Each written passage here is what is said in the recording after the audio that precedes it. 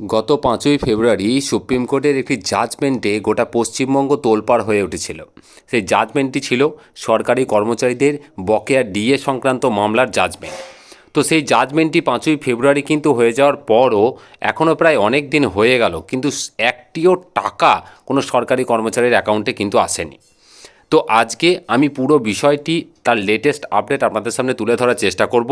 জাজমেন্টে কী ছিল এবং এখন কি স্ট্যাটাস, লাস্ট আজকের কি আপডেট আছে 22 তারিখে, সেটা কিন্তু আপনাদের সামনে তুলে ধরবো। তা দয়া করে আপনাদের কাছে অনুরোধ, ভিডিওটি শুরু থেকে শেষ পর্যন্ত দেখবেন, স্কিপ করবেন না। স্কিপ করলে কিন্তু অনেক কিছু মিস করে যাবেন।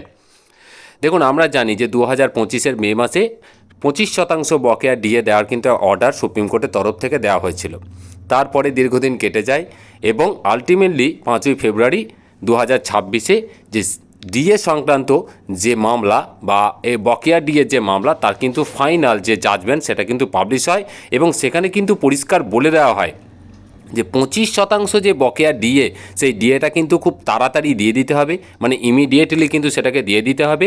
আর বাকি 75% যে ডিএ, সেই ডিএর যেটা কীভাবে দেওয়া হবে তার যে হিসাব ক্যালকুলেশন থেকে শুরু করে, সেটা কিন্তু মার্চ মাসের 6 তারিখের মধ্যে রাজ্য সরকারের যারা সেক্রেটারি আছেন, সেক্রেটারি পদের যারা আছেন, চিফ সেক্রেটারি বা ফাইন্যান্সের যে সেক্রেটারি আছেন, তাদের সাথে আলোচনা করে কিন্তু মোটামুটি একটা রূপরেখা কিন্তু তৈরি করতে হবে যে কীভাবে সেই 75% বকেয়া ডিএটা কিন্তু দেওয়া হবে এবং যার প্রথম কিস্তি কিন্তু 31শে মার্চের মধ্যে কমপ্লিট করতে হবে। একদম পরিষ্কার কিন্তু সুপ্রিম কোর্টের রায় কিন্তু উল্লেখ ছিল। কিন্তু তারপরে আমরা দেখলাম যে এখনও পর্যন্ত, আজকে প্রায় 5 তারিখের পর 22 তারিখ হলো, এখনও পর্যন্ত প্রায় 17 দিন হয়ে গেলেও রাজ্য সরকারের তরফ থেকে নতুন কোনো বিজ্ঞপ্তি জারি করা হয়নি বা কোনো রকম সরকারি কর্মচারীদের অ্যাকাউন্টেও কিন্তু একটি টাকাও কিন্তু আসেনি। তাহলে বর্তমান স্ট্যাটাস কি? দেখুন, বর্তমান স্ট্যাটাসটা আমি আপনাদের সামনে তুলে ধরি। এখানে কিন্তু বেশ কতগুলি ভালো উদ্যোগ নেওয়া হয়েছে। যারা মূলত এই মামলাটি করেছিলেন, যে সমস্ত সংগঠন, তাদের তরফে সমবেতভাবে কিন্তু একটা খুব ভালো উদ্যোগ নেওয়া হয়েছে, সেটি হচ্ছে কন্টেম্প্ট মামলা কিন্তু ফাইল করা হয়েছে। আমি আপনাদের সামনে সেই আপডেটটি তুলে ধরি। দেখুন, এখানে কিন্তু মূলত যে কন্টেম্প্ট মামলাটি ফাইল করেছে সংগ্রামী যৌথ মঞ্চের তরফ থেকে করা হয়েছে, যা ডায়েরি নাম্বার হচ্ছে 1103/2026, ফাইল করা হয়েছে 19 তারিখে রাত্রি 9:33 কিন্তু এটা মোটামুটি আপডেটটা দেখাচ্ছে। দেখুন, এখানে পিটিশন আছে সংগ্রামী যৌথ মঞ্চ, আর রেসপন্ডেন্ট আছে দ্য স্টেট অফ ওয়েস্ট বেঙ্গলকে কিন্তু রেসপন্ডেন্ট করে দেওয়া হয়েছে।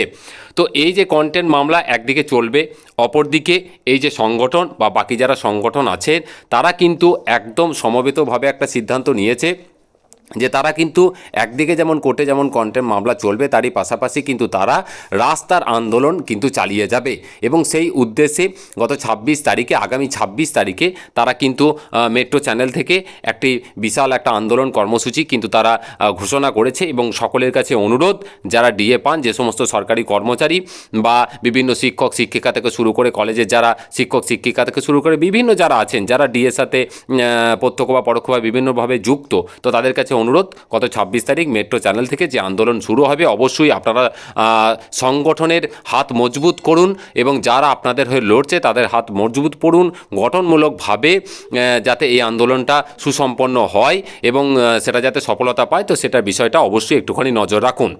এটা গেল আন্দোলনের বিষয়টা। আপনাদের সামনে কন্টেম্প্টের বিষয়টা আমি তুলে ধরলাম। তার এখন হিয়ারিংয়ের লেটেস্ট আপডেট কিছু নেই, মোটামুটি কন্টেম্প্ট মামলা করা হয়েছে। দেখুন, তারই পাশাপাশি দুটি খবর আমি বলে রাখি, যে সুপ্রিম কোর্টের যে অর্ডার ছিল যে 25% ডিএ সেটা কিন্তু ইমিডিয়েটলি দিয়ে দিতে হবে, তারই পাশাপাশি 75% যে ডিএ সেটা কীভাবে দেওয়া হবে সেটা কিন্তু একটা কমিটি গঠন করে দেওয়া হয়েছে। ইন্দ্র মালহোত্রার নেতৃত্বে কিন্তু একটা কমিটি গঠন করে দেওয়া হয়েছে। তো মাননীয় প্রাক্তন যে বিচারপতি আছেন আমাদের সুপ্রিম কোর্টে, ইন্দ্র মালহোত্রার নেতৃত্বে যে কমিটি, তো সেই কমিটি 6ই মার্চের মধ্যে কিন্তু রাজ্য সরকারের বিভিন্ন যারা ফাইন্যান্স সেক্রেটারি বা চিফ সেক্রেটারি আছে তাদের সাথে, যেটা শোনা যাচ্ছে যে একটা আলোচনা অবশ্যই হবে এবং সেখানে হয়তো একটা ভার্চুয়াল একটা আলোচনা হতে পারে এবং সেখানে কিন্তু মূলত একটা রূপরেখা ঠিক হবে যে কীভাবে টাকাটি দেওয়া হবে। তো এই একটা মোটামুটি খবর কিন্তু শোনা যাচ্ছে, কিন্তু যেটা আসল বিষয় সেটা হচ্ছে যে এই যে এতটা পরিমাণ দিয়ে ঠিক এই মুহূর্তে কি রাজ্য সরকারের পক্ষে দেওয়া কি সম্ভব? আপনাদের ঠিক কী মনে হচ্ছে? আপনাদের যেটা মনে হচ্ছে অবশ্যই এখানে কমেন্ট করে জানাবেন। তবে দেখুন, আমি যেটা মনে করি এখানে কিন্তু যেহেতু ভোটের আগের একটা পরিস্থিতি আছে এবং সরকারের একটা চাপেরও ব্যাপার থেকে যায়, পাশাপাশি আন্দোলন চলছে, একদিকে কন্টেন্ট মামলা হয়েছে, সুপ্রিম কোর্টের অর্ডার আছে, তো কিছুটা হলেও হয়তো পাওয়া যেতে পারে। যারা এর সাথে প্রত্যক্ষ বা পরোক্ষভাবে যুক্ত তাদেরকে অনুরোধ করব যে আপনারা সকলের সাথে সহযোগিতা করুন, কারণ এখানে আপনাদের নিজেদের স্বার্থ কিন্তু জড়িয়ে আছে। তো কন্টেন্ট মামলার হিয়ারিং পরবর্তী আপডেট কি আসে সেটা আমি অবশ্যই তুলে ধরবো। কমিটি কি রিপোর্ট দিল সেটা যখন আপডেট আসবে আমি অবশ্যই তুলে ধরবো। আর 26 তারিখের আন্দোলন সকলে মিলে গঠনমূলকভাবে সফলতার দিকে এগিয়ে নিয়ে যান, এটাই আপনাদের কাছে আবেদন থাকবে। কারণ স্বার্থ সবার, অধিকার সবার, আপনার অধিকার আপনাকে নিজেকে ছিনিয়ে নিতে হবে, কিন্তু সেটা একদম শান্তিপূর্ণ এবং গঠনমূলকভাবে যাতে হয় সেটা আপনাদের কর্তব্যের মধ্যে পড়ে। তো এটাই ছিল আজকে লেটেস্ট আপডেট, এইটুকুই আপনাদের সামনে তুলে ধরলাম। পরবর্তী আপডেট যখন আবার পাবো অবশ্যই শেয়ার করব। খুব ভালো থাকবেন, ধন্যবাদ।